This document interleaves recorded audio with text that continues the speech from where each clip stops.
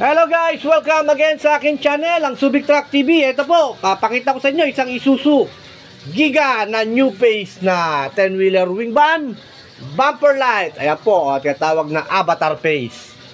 Ayan, original avatar face.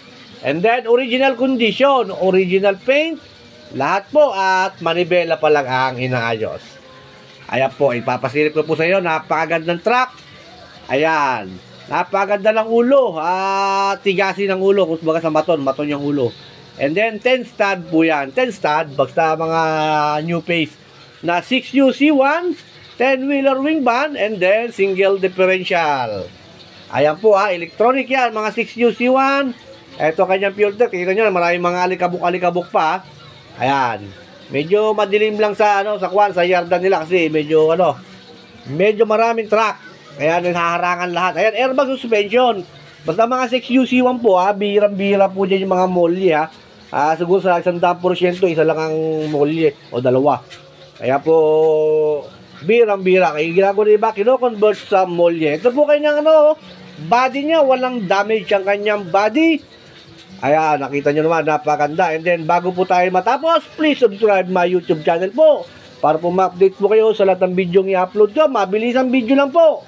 Para po maipakita ko sa inyo, medyo talagang madilim. Nakailaw na tong cellphone ko, wala talaga, madilim talaga. Hindi kinaya ng power ng cellphone ko. Kaya po medyo lang siya, medyo may mga kalakalawang, hindi maaaring mawala ng kalawang. Ayan, kita nyo naman, medyo may kalakalawang. Yan, hindi naman puro siya, hindi siya solid. May kalakalawa, pero hindi naman siya rusty, hindi siya nagpe-flakes.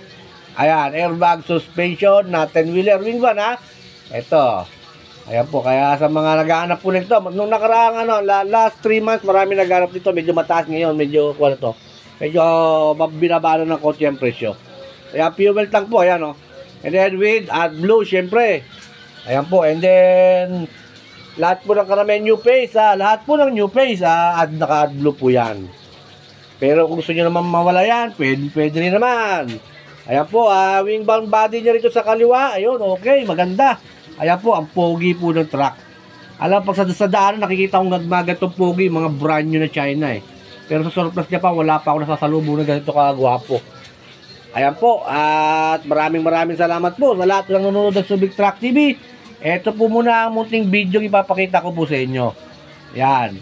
Isuzu Giga na 10-wheeler wing van, 6UC1, bumper light, new face, single differential, and airbag suspension.